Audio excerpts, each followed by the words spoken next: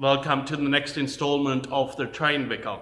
Today I want to talk about heaven and hell in the sense of eternal destinies. There's a Jewish saying which goes that heaven and hell are not two distinct places, but the same place. And in that place, all people do for the whole day long is to study the Torah, the Jewish law. And for some people, that will be heaven. For others, it will be hell. Well, I don't fully think that this captures the sense of heaven and hell, but the saying captures something that is quite important, in that for heaven, we ourselves have to be prepared for it, and only if we really our souls are geared towards God, and heaven is the place of joy and of happiness and of eternal praise towards God. You might wonder how I can relate to that to railways. Well, quite easily. Now, for many of us, how we travel and get around is not of big consequence. In some countries, we just go by train, in others by bus, and others by private motor vehicle. It's just whatever's more convenient as long as it gets us there. But how we travel actually has a big effect on on the city landscapes, the landscapes that we travel through, and the way we live and inhabit places. So it actually has a big effect, and so that's where I want to get with this video. Well, here on Earth, there's probably no ideal place as far as transport is concerned either. But the best that I can think of, an ideal place, is the Swiss canton of Grisons in the eastern part of Switzerland. Here, the Rhätische Bahn, which is a narrow gauge railway, winds its way around mountains. It goes through them, through tunnels. It goes across bridges and very steep gorges. And it is a fairly dense network, considering there are lots of mountains, and trains go regularly and frequently. As a passenger, it gives you a lot of freedom. You can hop on or off, you can explore places, go on at one place and then walk a little bit and hop onto the train at the next place. So it is an ideal landscape. Also for residents, there are regular trains going in all directions and having a connection to all the major cities and towns as well.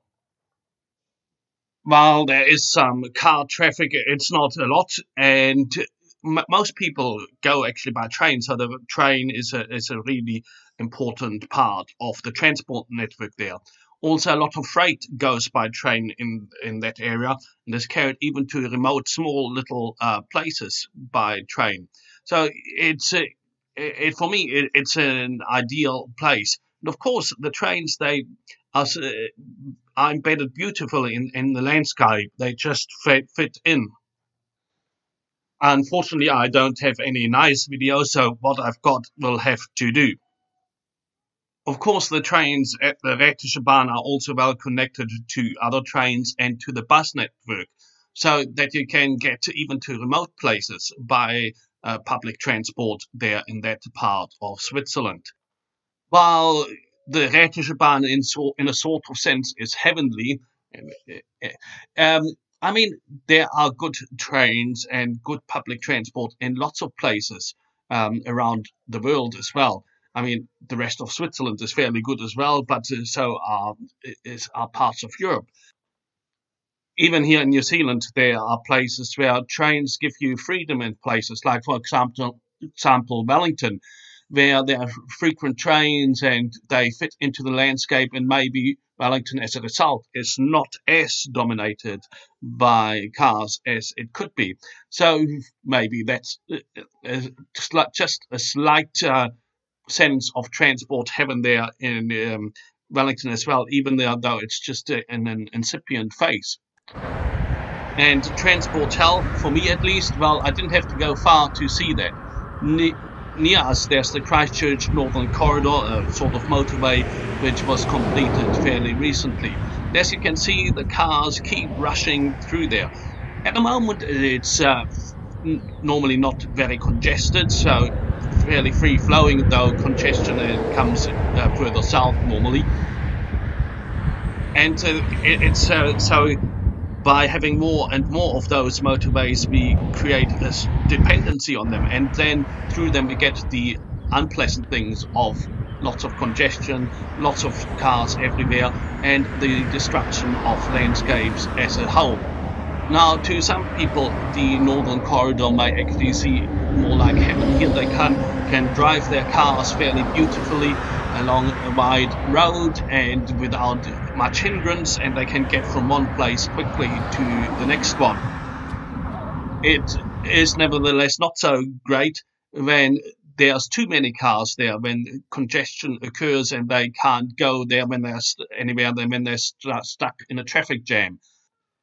In a sense, that's also a metaphor for hell for me, because there might be desirable things in our life, and the way to hell promises that. But then, as we get further and further down along that track, and the society as a whole goes along that highway to hell, then it gets very unpleasant, and the consequences are fairly severe.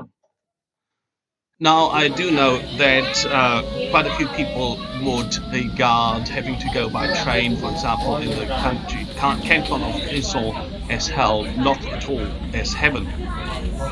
From a transport activist point of view, I think, of course, they're wrong.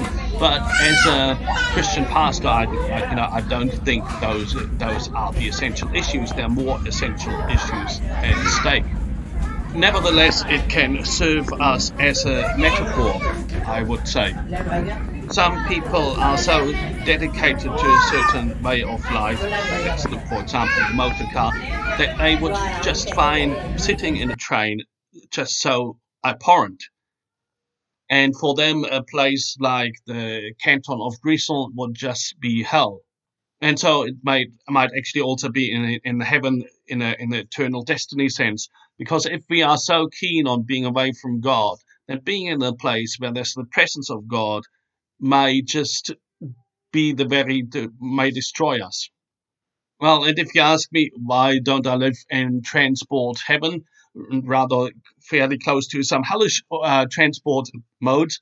Well, I think there have many more things have to be taken into account. So it's only a limited metaphor, as many of them are. But I hope we can get two messages from it. First of all, I think it gives me an understanding of why some people fight so much against trains and for roads, and some people fight so much for trains and against roads, because what they want is the ideal transport landscape that will also affect them in other spheres of life. The other message is a more eternal one, about where our relationship with God or hatred towards God leads us to what place. If by the grace of God we already get a glimpse of heaven here, if we seek God's presence, then we can indeed look forward to that with joy. In the book of Revelation, we see a description of heaven, the heavenly Jerusalem, the heavenly city. So in chapter 22, we read, "Then the angel showed me the river of the water of life, as clear as crystal, flowing from the throne of God and of the Lamb, down the middle of the great street of the city.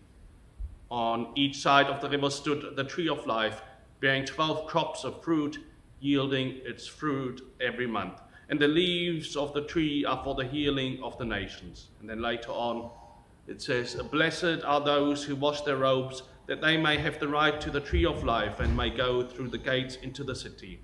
Outside are the dogs, those who practice magic arts, the sexually immoral, the murderer, the idolaters, and everyone who loves and practices falsehood.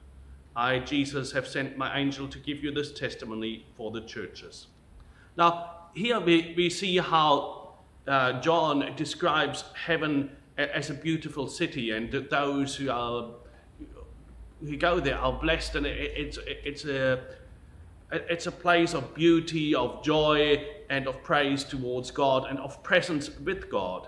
But for those who do not want to be with God, who do not really rejoice at that presence of God, well, God respects their choice, their own sense of what they want, and there's a place outside the city. That is God's gift, in a sense, to those who reject him. Now, this John doesn't talk about this place, but it seems to be that it's a place like it is on earth, full of evil and malice in a sense, but because the presence of God is missing. But God leaves that to one side and says, well, if you do not want to come to heaven, if your whole being is not geared towards heaven, then I respect that, and here is another choice for you. But I pray that we will seek the presence and beauty of God, that we will let the grace of God transform us, so that we will enter with all the saints into the unending joy of heaven.